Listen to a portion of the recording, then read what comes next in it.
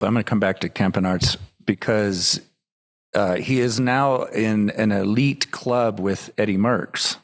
Yeah, this is an interesting statistic. Well, this is a Belgian. I just saw this on a Belgian Twitter account of it's a journalist, Jonas who does an amazing job in terms of statistics. And so he discovered that Campenaerts and Merckx are now the two only riders that have had the hour record and won stages in the Tour and the Giro. It's pretty good company for Victor. Hello and welcome to JB Squared. This is your deep dive show that goes on after the move where I jump on here. I'm JB Hager, but more importantly, I just have a conversation with Johan Bruneel and get his expert take on everything. For those of you who may be new to the show, of course, Johan was a very, very successful bike racer for many years, including a Tour de France win. And then a director who won 13 Grand Tours. That still is an amazing statistic. So we're going to get into stage 18 as, God, the tour's starting to wind down. It's hard to believe. Of this year's Tour de France, we'll get into stage 18. Before we do that, just want to thank our title sponsor, Ketone IQ. They sent a whole bunch of them down here. It's keeping us all going, especially Johan and I who are doing multiple shows every day. Sometimes he does 3 or 4. Right? It does 3 every day, sometimes 4. But little ketone shot to keep us going, keep the blood flowing to the brain here. I still have 2 shows to go after this one, so here we go. All right, 30% off your first subscription order and a free 6-pack. All you got to do is use this link, ketone.com/the move. Ketone.com/the move. All right. This is another one of those complicated breakaway things. And it was funny for the first 2 weeks of the tour, there was a lot of complaining about breakaways not going, right? So now we've seen a couple of them, and today was pretty exciting. So let's start. And I jumped in early today. I just had a feeling today would be very, very interesting. So I saw it from the beginning, but it was a big group that got away. Yeah. I mean, it's crazy. It's almost like 2 pelotons. It's a very different kind of day. Yeah, I mean, as we said already many times, JB, there's almost no opportunities left. Before today, I think there was 11 teams, even 12 teams who hadn't won a stage. Who haven't had a jersey. So, everybody wants to go in the break just for the mere sake to be in the break. Most of those guys were in that break and they knew they couldn't win the stage, but at least they don't get yelled at. Yeah, the bus speeches were not pretty for those 11 teams this morning, right? Yeah. And it was like you have to be in that break. Yeah, I mean, you can only do what you can do, right? I mean, nobody is performing bad because they want to. It's just because they're not ready or things don't go your way. But anyway, typically the last week is always like this. And today was the last potential breakaway stage, at least without riders from GC. It took about 30 to 40 kilometers before the breakaway went. A big group again, 36 riders. Again, some really, really big names in there. Again, Richard Carapaz, Ben Healy was in there. Geraint Thomas, ex-Tour de France winner, has to go in breakaways. Lascano, Jay Hindley, winner of the Giro. Kwiatkowski, ex-world champion. Victor Campenaerts, Wout Poels, and Wout van Aert, just to name a few. There was many, but you could see that this was going to be a very hard-fought stage win. And typically what happens is, as soon as this breakaway went, then UAE found it was okay. I think the first rider in GC was about 30 minutes down or something. So it was fine for them. So they let it go. From then on, the breakaway also could take it relatively easy. But what you have typically is that if there's so many good riders, not everybody's going to wait until the last 5 or 10 kilometers to try to get away from the breakaway, because then, you're not going to get away anymore, especially because the last climb was, I think, about 35 to 40 kilometers from the finish. So we could see that with about 60K to go already, the attacks in the breakaway started. It was Ben Healy who attacked. Of course. Yeah. Well, I was surprised. I was surprised to see. I mean, I was not surprised by his attack, but I was surprised to see him getting dropped afterwards. I thought that he was in better shape. Obviously, he was trying to prepare the terrain for Carapaz. Obviously, Healy's been on the attack this whole tour. It caught up with him, don't you think? It has to. You can try. You can want to be in there. He was in there, but all of a sudden your legs say, "Okay, stop. This is it. This hurts too much." Mm-hmm. But so with 60K to go, we saw the first attacks already, and then finally. We see Kwiatkowski go with 38 kilometers to go. Campenaerts and this French young rider, I forgot his name now. Matteo Verschier. And so initially they get a good gap. Then you could see that there was some fighting behind it, and the big guys missed out. Like Carapaz missed out, Wout van Aert missed out. But yeah, I mean, those three guys really then went for it, and especially with Kwiatkowski and Campenaerts. I mean, two big engines. This young French rider did an amazing job too. And curiously, I heard the interview. I don't know if it was. I think it was the French rider, who said that they actually very early on in the moment when they were on with the three guys, they made an agreement that they would go full gas and they would sprint for it. Which is a really good deal, because then that he's on the podium. Well, you're on the podium, but also that everybody's going to collaborate, because if somebody's thinking already about attacking 5, 6, 8 kilometers to go, they're going to save themselves a little bit, right? Mm-hmm. So when those three were approaching, I was trying to put my Johan cap on, and I was watching them, how they ride and the fatigue. And the Verschier was pedaling squares, as Lance said when we were watching it. And so I kind of ruled that out. And then Campenaerts, he's kind of a masher too. Yeah. And I could just watching his face, and Kwiatkowski looked smooth like butter. Yeah. And that's control. Yeah. And I thought, oh, he must feel really good. He looks better, but feeling better and looking, that may have cost him, because I think he was a little overconfident. And he was my favorite. He was my favorite to win. Let's not forget, this guy won. He was world champion. He won Amstel Gold Race, I think twice, if I'm not mistaken, in sprints with 2 guys or 3 guys. And let's not forget, this guy won Milan-San Remo in a 3-man sprint against Sagan and Alaphilippe. He's fast, especially. Oh, and you know what? And this is a good chance to elaborate on his early days too, because Lance said this is a talent you discovered for development. 2010, I signed him for Radio Shack.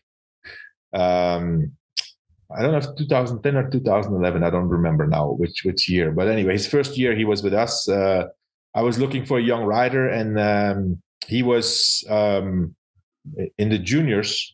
He had won the World Championships, so a big talent. And then he kind of faded away a little bit in the under-23 category. He was riding for a Spanish team, like a development team. And for some reason, nobody wanted to give him a chance. I remember I contacted him. I went to see him at the Tour de l'Avenir that year. And we made him come to Spain to do a VO2 max test with our medical staff. And I remember, I was not present, but I remember that when he finished the test, the doctor called me and he said, "Johan, sign this guy straight away. This is the second best test I've ever seen." And who was the first? It was Contador. Yeah. So, pretty good. Pretty good reference, pretty good. So, wow. And he it was actually 2011 because I think he signed a 2-year deal, but since in 2011 after 2011 we did the merge with Leopard, Radio Shack Leopard.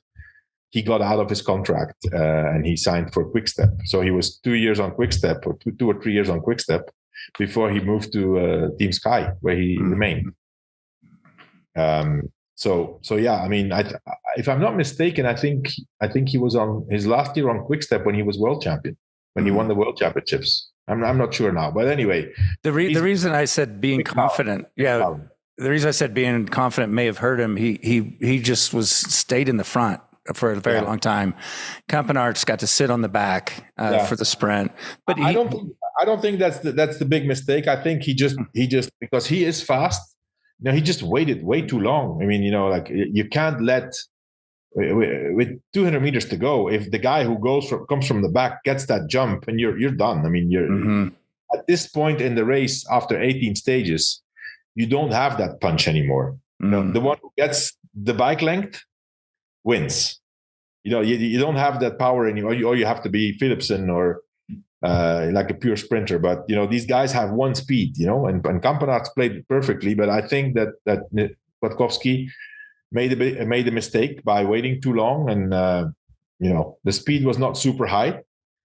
So obviously, when Campenaerts started straight away, he had a bike length, and the proof is that he was not even second; he was third. And it was kind of a false flat too. It was slightly uphill. I think at this point in the race, JB, everything feels false flat. I know. I just I mean, I've done that before where it's a little bit uphill and you just you start to sprint and you're just like, your legs just go, what are you doing? I have to say I was surprised, but after all, if you look Campenaerts, I mean, Campenaerts was confident. I mean, you had Dirk de Mol on the move, so he explained it. But I saw an interview of Dirk after the finish, and he said, that Campenaerts. First of all, I saw an interview of Campenaerts before the stage, and they asked people, "Who's your ideal breakaway companion for today?" Without hesitation, he said, "Michał Kwiatkowski." Wow. He had him identified already, and apparently he has followed him around at the beginning of the stage just to be with him. Then, when Kwiatkowski went, it was a strong attack. Van Aert actually said that when Kwiatkowski went, he was out of legs. So Campenaerts was able to bridge up with the French rider. So he must have been really good. But, to know that Campenaerts had talked already in the December training camp with the team that, his dream was to win. He already won a Giro stage. I don't know if he ever done the Vuelta, but he said, "I want to win a stage in the Tour." Not easy. And in December he had identified stage 18. Putting all the factors together, because Campenaerts, from what I've learned, is that he's a guy who calculates everything. He's known for that. Until 3-4 years ago, he was specializing in time trials, and he was. I mean, let's not forget, he's been European champion time trial. He's been bronze medal in the World Championships time trial. He had the world hour record for quite a bit. He took that record from Bradley Wiggins. It's only Filippo Ganna who beat him now. But the guy was based on numbers. Everything was numbers, doing everything as aerodynamic as possible. He's the first guy who came with this, like special position with, the brake hood, the brake levers tilted in, and all these little things, right? So then he kind of switched to more of a road racer. Did some great classics already. But sometimes he comes with these crazy things. Like, I remember, I don't know if it was this year or last year, in one of the classics, he already said, beforehand, "Hey guys, I want to win this race." I mean, that's not really something you should say, because you're going to be marked that day. And that specific race, it was a cobbled classic, I think, and one of those semi-classics. He showed up with a huge single chain ring, like a 60. on a road race. And then he had this special system, what's it called, classified, which is like a virtual second chainring. So that didn't work. But he's always in for some special things, and that's how everything's calculated. He knows exactly. So he must have calculated that in the beginning. First of all, he would have to be on duty for Arnaud Delis. And that the stages that were actually suited for breakaways, everybody was still going to be too fresh. So he had already decided, stage 18, if I stay healthy, that's my stage. And I also said, and I said it, I commented already with a few friends. I said, he's really on great level this year in the Tour. He's in amazing shape. He already did some things that I've never seen him do before. So, that was his plan today, to win this stage. And this plan started in December last year. It does explain a lot of the emotion in his new baby that was just born. And there's an interesting story about the birth of the baby too. Yeah, well, I mean, he's one of those guys who just dedicates everything. He moved to Spain. Then he went on training camp. I think he was probably on Sierra Nevada. His girlfriend apparently gave up her job or her business. She was, heavily pregnant. She followed him to the south of Spain. They were up the mountain there, and then instead of returning to Belgium to have the baby, they had the baby in Granada, at the bottom of the big mountain in a hospital over there. So and the baby has been already a few times that I've seen pictures on his social media and about it's tiny. I mean, I think it's 2 months, not more. Wow. If it's 2 months old. So a whole family project that's dedicated to him. So that explained the emotions. We also seen in his post-race interview that he was kind of expressing a bit of frustration that his team didn't really want to go into detail about renewing his contract, and he was worried about that. We know already since a few months ago that next year he's going to Visma Leasebike, a team that actually he was on already in his early days when it was called Lotto Jumbo. Then he went from Lotto Jumbo to Lotto Jumbo. The Dutch was the Dutch Lotto. It was not the same Lotto as the Belgian Lotto. He made a comment and you could feel the emotion. And I think probably every rider goes through this at some point, unless they retire early, where people think you're washed up, you're done, you don't have the value. Cavendish is a great example. And then being able to prove it like he did today, I think that's where a lot of that emotion came from too.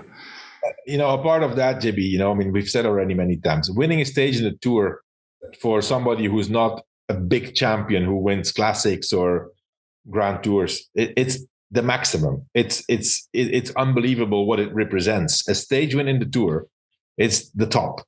For example, if I look at my career, when I won 2 stages in the Tour. The first time I won, I said, "Wow, this is unbelievable. This is living a dream.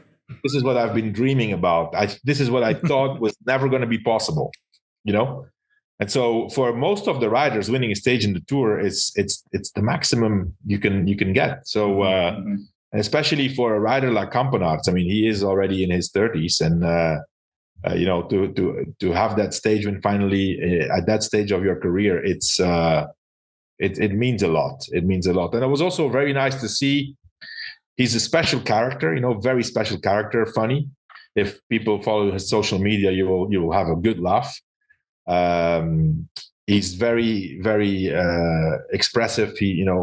But he's also very liked in the peloton. And you can see, Remco went to congratulate him straight away. I know he's good friends with Wout van Aert. Pogacar went to congratulate him. So he's somebody who's very, very, very liked in the peloton. Yeah, and that made me think, well, 2 things. One, I pointed out on the move, like his teammates didn't go to the bus. They were on their bikes and stood out there with the spectators to watch him get his get the podium, which was super cool. And that makes me think this, Campenaerts going to Visma, it could be very good for morale on that team. An older, experienced, and he's a workhorse. I picture him and Wout van Aert working together. No, he's very valuable because he is a rider who is absolutely ready to completely forget about his own ambitions to work for a leader. And he can ride very, very fast. I mean, listen, a guy who can ride during 1 hour at more than 55 kilometers per hour on a velodrome is somebody who can ride the bike very fast. Yeah. For a long time. And I laughed about this when I saw it on his Instagram description. It says defeated world hour record holder.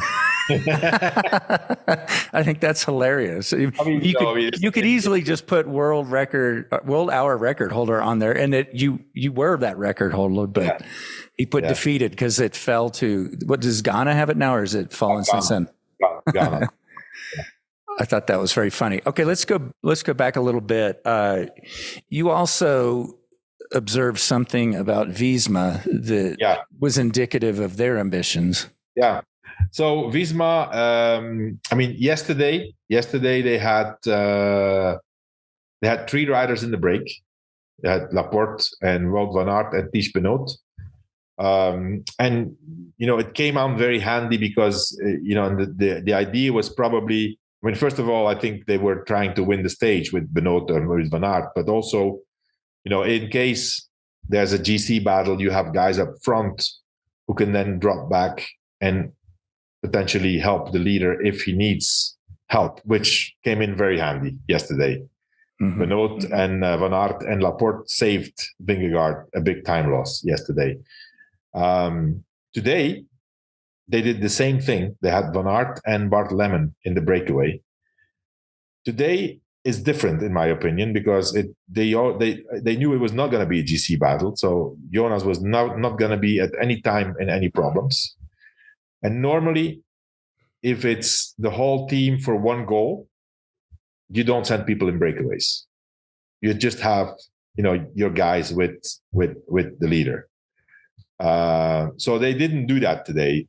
To me, that's a sign that they are trying to get other results. They want to win another stage. With Van Aert in the breakaway, it is very possible you can win the stage.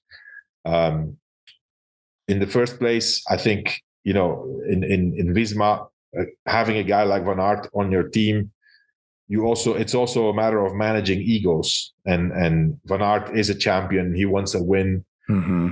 A happy Van Aert is better for the team, right? And so, anyway, he was fine. I saw his interview after the race. He said, "Listen, I'm beaten fair and square. Nothing to say, no excuses." But to me, it's an indication that, I'm not going to say they've done it, but they kind of have, in my opinion, given up on winning the Tour de France. They won't say it, but the fact that they had 2 guys in the break, to me is a sign that they're not believing 100% anymore that they can still win this. Well, we did see a fatigued Jonas, and then what you said the other day, Jonas had put out the best numbers possible and still got dropped. And that had to be the moment where you go, even if I'm at my best in my life, Pogacar's just a step higher right now. Yeah. And they know that, I mean, listen, it's been 3 times now that Pogacar has attacked and Jonas couldn't respond. And, especially now with the 2 days ahead of us and then the time trial, even if Jonas is at his best, Pogacar is just so much better than last year. And, if he doesn't do anything crazy, I can't see him losing this Tour de France. We'll see tomorrow. I mean, we'll talk about tomorrow's stage a bit later, but, we'll see. We'll see. I personally, I think that if they're being realistic, they know that they can't win anymore. And that's why they sent guys in the break to win the stage, not to have them up front in case they have to drop back. Yeah, and I think we would all like to see Wout van Aert win a stage. Maybe you can explain to everyone listening. When you're Wout van Aert, you're marked. You can't quietly go in a breakaway. You can't bridge to a breakaway because they just won't let you.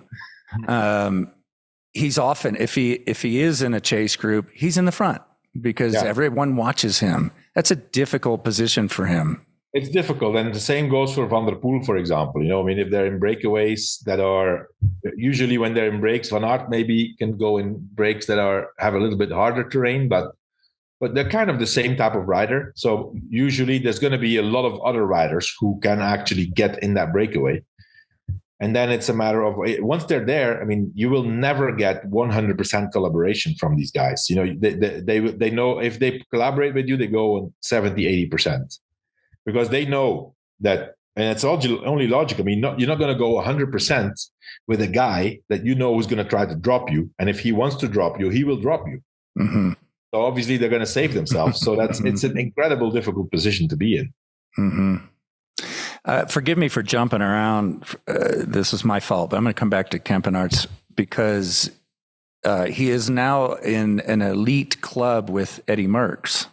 Yeah, this is an interesting statistic. But this is a Belgian. I just saw this on a Belgian Twitter account of it's a journalist, Jonas who does an amazing job in terms of statistics. And so he discovered that Campenaerts and Merckx are now the two only riders that have had the hour record and won stages in the Tour and the Giro. It's pretty good company for Victor. And also another thing that he discovered is that Eddie Merckx also won a Tour de France stage on July 18th, like Victor, 50 years ago. But anyway, that's not an interesting stat because he won so many stages that it's highly likely that some 18th of July he will have won a stage. Right? That's true. You can pick any July, the 1st through the 21st. Yeah, it's probably a safe bet that he's won on that day. That's pretty funny. And let's spend a little time talking about Mark Cavendish, and because he's got to get through these next 2 days, which again, we'll go into more detail in a second. They're really tough. And it's, from what I gather, like his Astana teammates they're just doing their own thing and trying to manage getting him through it. He wants to finish in Nice. He could go home with his head up, but he wants to stick around. I think it's really cool of him. That's really cool. I mean, he doesn't have to get through these stages. He's here because he wants to. Right. And so I think it honors him that his last Tour de France, he wants to finish it, even knowing that, it doesn't finish in Paris. There's no more sprints.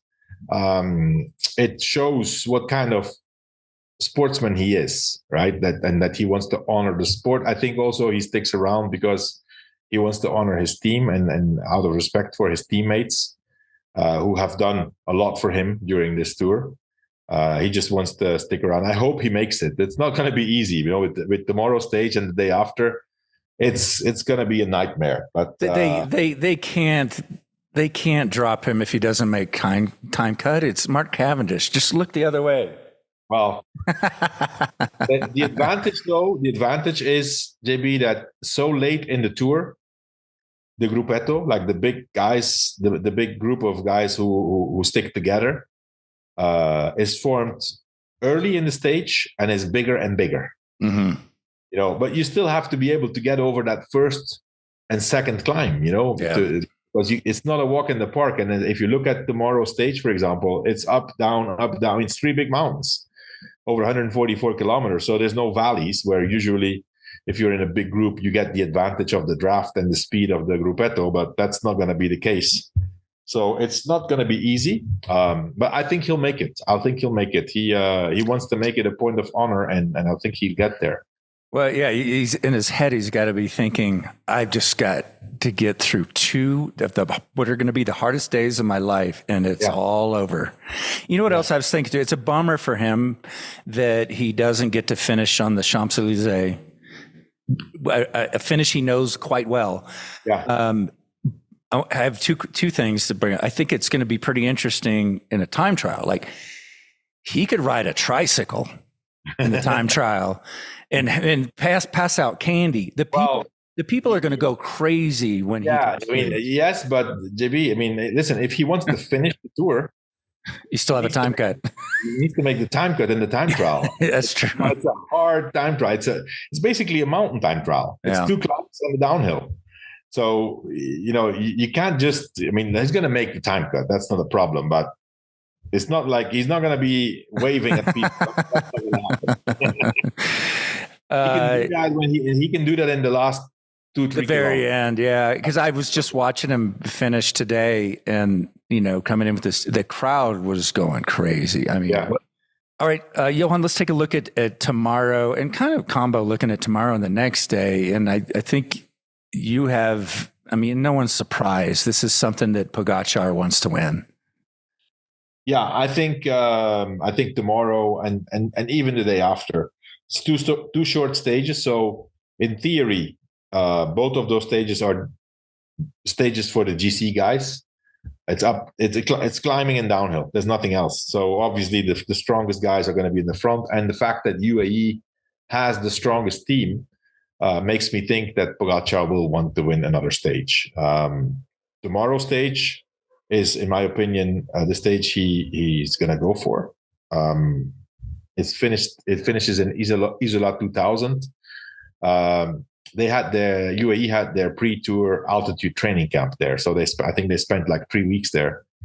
They've done this stage 3 or 4 times in the stage of tomorrow. I know that Pogacar has done maximum effort tests on the Col de la Bonnette. So, in my opinion, he's going to want to win the stage. These are higher altitude climbs too. That's the difference. That's the difference with all the other stages, JB, is that the 3 climbs are above 2,000 meters, and Col de la Bonnette even 2,800 meters, which is extremely high. So Saturday stage is not high altitude. It's different. But tomorrow's stage is I think it's the most difficult stage of the whole tour. Even if it has less altitude, it doesn't have. There was one stage which had 5,000 altitude, I think. This one has 4,400, but in 144 kilometers. So it's crazy. The 3 climbs are extremely hard. Col de Vars is horse category. Col de la Bonnette is of course horse category. And then Isola 2000 is first category, but it's like 16 kilometers at 7%, so it's super, super hard. I can't see anything else happening than GC battle, and logically, I think Pogacar wins this. I don't know what the others have to do, if they're even going to try. I've been thinking, would it be worth for Jonas to try something on Col de la Bonnette, which, usually, let's not forget, last year, the highest climb of the tour is where Pogacar lost these 7 minutes. That was super high altitude. This is a different Pogacar, and it's also a different Johan. Mm-hmm. Is it worth the risk to try something to test Pogacar, and putting at risk that if you fail, you may lose second place because Remco's there smelling blood? Mm-hmm. I don't know. How will Remco do with these high mountains? And it's steeper than we've seen, right? Well, it's not steeper. I think normally I think the Alps are longer and not as steep. The Pyrenees are steeper. So for me, the Alps should suit Remco better than the Pyrenees for the type of rider he is. But, we've seen he's up there. He's in the best 3 climbers of the tour. It's not going to change. So I don't think that he's going to have any problem to stay up there. I don't know if he sees something on Col de la Bonnette, he may give it a try on Isola 2000 to attack Jonas again. Take a little bit of time back, maybe tomorrow again, and then the last little bit in the time trial. He's less than 2 minutes behind. So I think that's going to be the interesting. And he's got a nice buffer behind him. That's too. over. Yeah, that but that allows him to take some risks. In the next day or two and try. Because the number 4 is João Almeida, who will be the last guy with the last or the second last guy with Pogacar. So he will have to at some point start to pace. So that's not a rival for Remco. Number 4 and number 5 is Landa, is his teammate, and number 6 is Carlos Rodriguez. So Remco has the podium locked in. Okay, I have a good question about Remco that we'll get to at the end of this. I think you'll like it. I think is that it for tomorrow? You want to? Yeah, well, I just also wanted to point out, I've done again, looked at the Strava profiles of these guys, and I'll take it here. I took 2 screenshots. So we have today's stage, Remco Evenepoel, so 180 kilometers. That's 178, 4 hours 24, and he consumed 3,968 calories, almost 4,000 calories, which is, it's a hard stage, 3,000 meters of elevation. So I think that's kind of normal. Tadej Pogacar, man, this shows you how good it is. I think people would be surprised at, in your mind, you would think, oh, they're burning so many calories, they could just eat whatever they want. I think people would be surprised when you get to this level, your body is so efficient compared to like if Joe average like me goes out and rides, 3-4 hours. Yes, I'm burning a lot of calories, right? But their bodies are just completely efficient. JB, Pogacar burned 2,493 calories today. See, you could burn that much in a day without working out for an average person. I did a 70-kilometer ride the other day, and I burned 2,000 calories. Pogacar did this with 3,000 meters of elevation.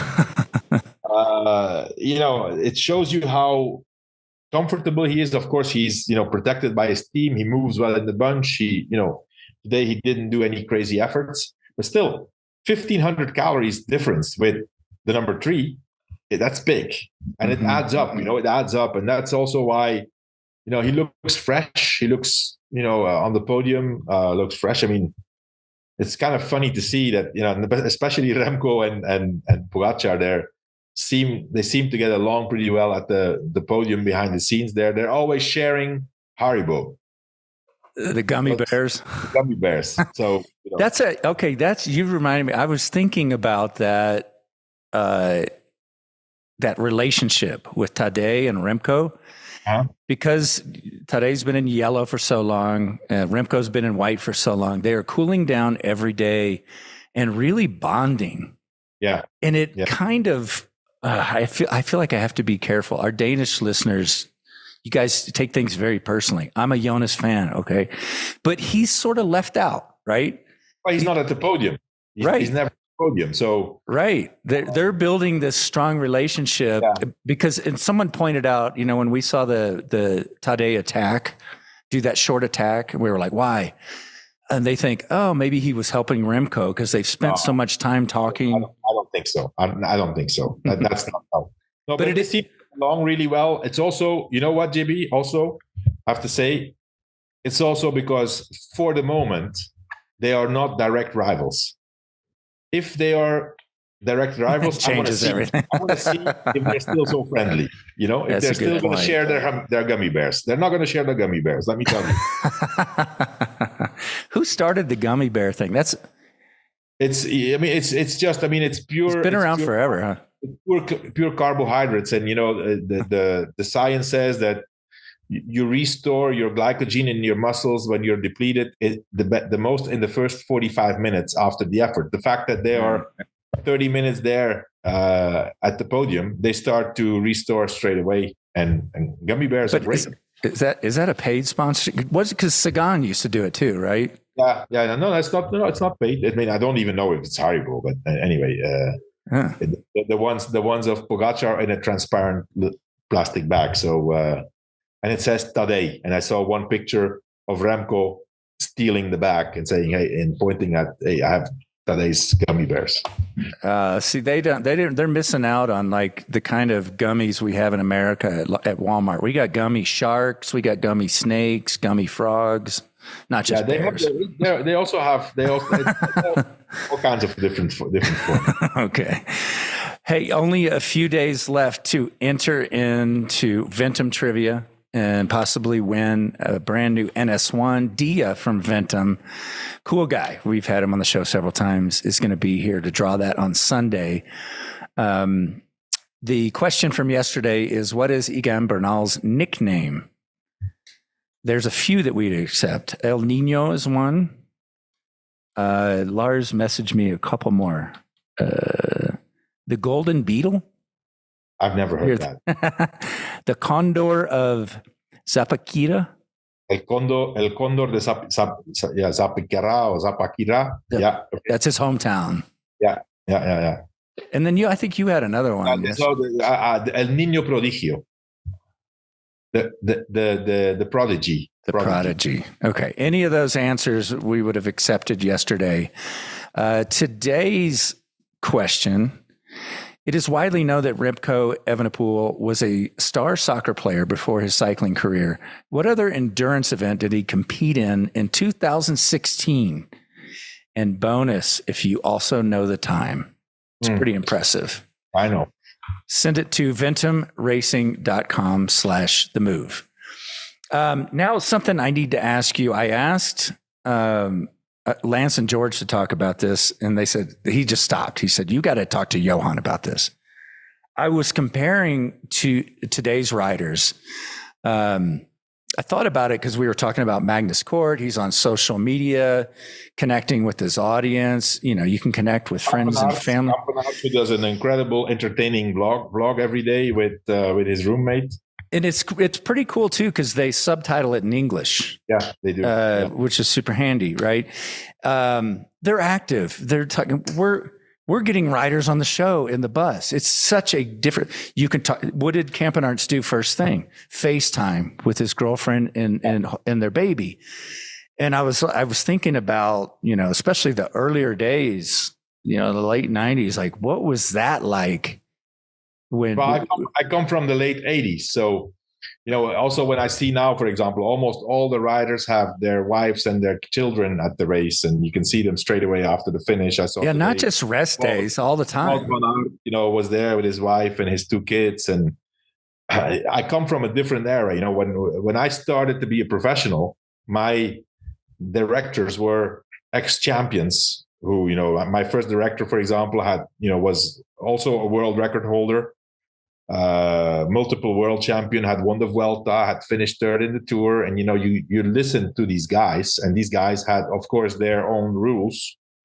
For example, girlfriends of women, they could not even come close to the team. It was forbidden. Not until Paris, maybe, right? No. Excluded. Yeah. So, you know, I come from that era. And so, you know, I stopped as a cyclist and became a team manager, but I do remember 99, especially 99, which was the first years of the internet, right? Like mid 90s, late 90s, laptops, and the first year I prohibited laptops at the race because I thought they were. I mean, my conviction was that they were going to be too distracted. That back in the day, it was completely different. You know, like finding an internet connection was a struggle. You know, you had to find a plug and then put it in and hope that, you know, that it was. It was still a modem. It was probably a 2400 baud modem at that time, maybe 9600. You know, you got frustrated because you didn't have a good internet line. So I said, you know, no laptops, because it just, a phone, focus, and we had cell phones, but, you know, no smartphones yet. Yeah. Was BlackBerry a thing then?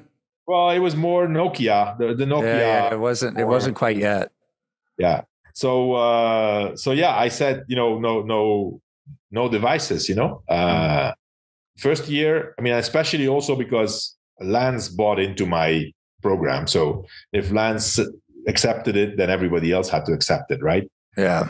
And, in 2000, it became more of a struggle. And I think by 2001, it was game over. I think they smuggled in some laptops, or there was one guy or two guys who had a laptop. I'm pretty sure George was one of them. And then, then there was always a meeting in the room of the two guys who had a laptop. Anyway, it's a long time ago. But yeah, what did Lance say? Did he? He didn't say anything. He just said, "Ask Johan." Okay. And and it's funny. It's funny. I was with you. I hosted a radio show, and I always had co-hosts, producers, interns, and I was like, no phones in the studio. Yeah. By 2001, they'd have just left with their phone. Said, okay, I'm leaving. I'd rather have the phone than you. Imagine you take that position now. That's just unthinkable. Yeah. People just feel naked without their phone. Oh yeah. It's crazy. The world has changed, back then it was not, it was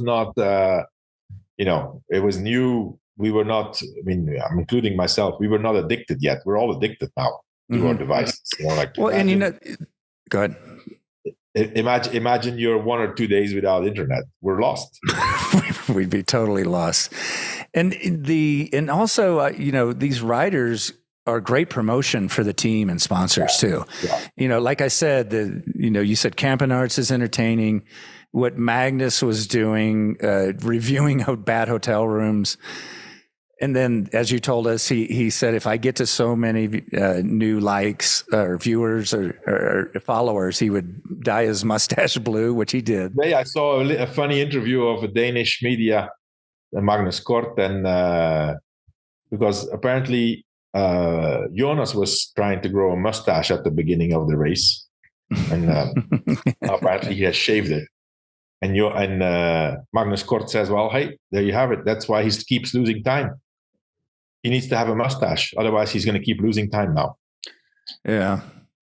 But, it's just, I'm thinking too of all the value a sponsor gets year round. Yeah. Because you're supposed to always ride in your kit if you're on a professional team, right?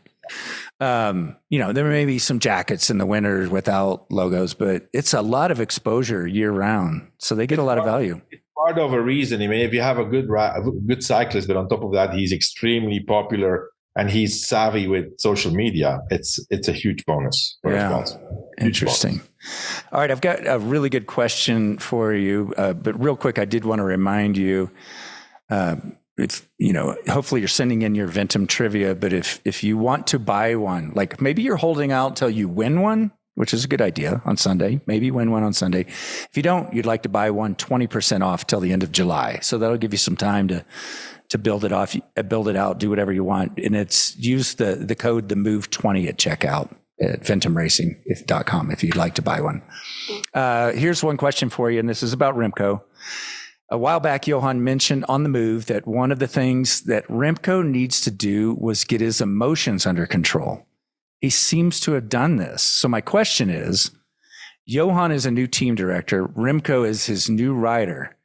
What in his year-long plan to return with Remco and beat Pogacar or Jonas, what would he do? This is a really good question. It says, what does Remco have to do to get to that 7 watts per kilo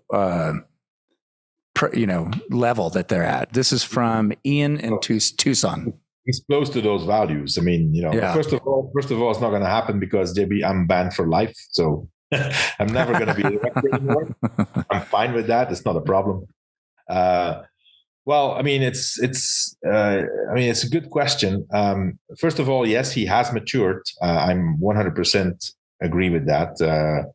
It's important, especially in a big stage race. You need to save all the energy. Emotionally, you can waste a lot of energy too.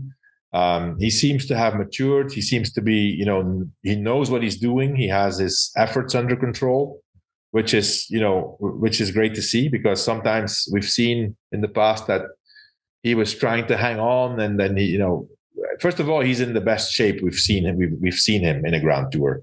I think this Remco Evenepoel is in a lot better shape than the Remco Evenepoel that won the Vuelta a España. I have no doubt about that. And you know, if you would take this level of Remco Evenepoel 5 years ago, like the Tour of 5 years ago, this Remco Evenepoel wins the Tour de France. He's just unfortunate that Pogacar and Vingegaard are there and they're at such a high level. You know, to beat them, that's not going to be easy. Although it's not impossible. We're 18 days into the Tour and he's only 5 minutes behind, and he's less than 2 minutes from second place. Let's not forget, Remco was also in that crash with Jonas in the Basque Country. Mm-hmm. He broke his collarbone and his shoulder blade and had surgery. So he had to sit out until the Dauphiné. The Dauphiné, he was not feeling 100% yet, but the guy, he has prepared for the Tour, and what he needs to do. I mean, probably needs. I mean, not that he really lacked. He hasn't lacked any team support in this Tour de France at all, never. But one other climber of the level of Mikel Landa would definitely be necessary, I think. Yeah, longer time trials. Like more. Okay, the first time trial was decent. I mean, he won that, and so yeah. I mean, and then hey, who knows what happens in the preparation of those two guys? I mean, what's for sure is that if Pogacar and Jonas are 100% ready for the start of the Tour, it's not going to be easy. But he's getting close. Whoever getting close can win because the Tour de France is 3 weeks. A lot of things can happen. And if you have a potential outlook on a podium for the Tour de France, I think it's worth going for it, because who can be on the podium can win, But definitely keep doing what he's doing. I mean, he's, a few little things, for example, that attack, and the same goes for Pogacar, by the way, that attack with 70, 80K to go on the gravel stage that Remco did, that was completely unnecessary. That, you're not going anywhere with that. It's not going to happen. Even if you bring Vingegaard in trouble, Vingegaard is going to make it back with the help of his team, and you're going to waste so much energy for nothing. But other than that, he didn't make any mistakes, I think, in this Tour de France. And so I'm quite impressed with it being his first Tour de France, and being up there and being a dominant rider. I mean, he's a factor. He's even. I mean, we're even talking right now that he could maybe. I mean, it's still unlikely to happen, but it's possible that he could actually be in second place in Nice. I'd like to see attack. I want to see Jonas attack, and I want to try to win. I want to see Remco attack to try to get second. I don't have a favorite. I promise you. Do you? Well, I'm just trying to get you in trouble, Johan. That's all. No, I'd prefer to be Remco in second. Yeah, I think it would be great for, and especially Jonas won the Tour twice already. We all know. For Jonas, being second or third doesn't make any difference. Mentally, it can make a difference, because for him to be as close as possible to Pogacar could be, but he's strong enough mentally to know, mm-hmm. Even if he doesn't win this Tour, he's going to be ready for next year. So I'm not really worried about that. Good question, Ian. If you have a question for Johan, please send it in. The move@wedo.team. Sorry, we went a little longer than I expected here, Johan. I know you have 2 more shows to do. Thank you, everyone, for tuning in. Hope you enjoyed it. Hope you got something out of it. I do every time from Johan. And we'll be back tomorrow, just a few more days. Okay, JB. Thanks.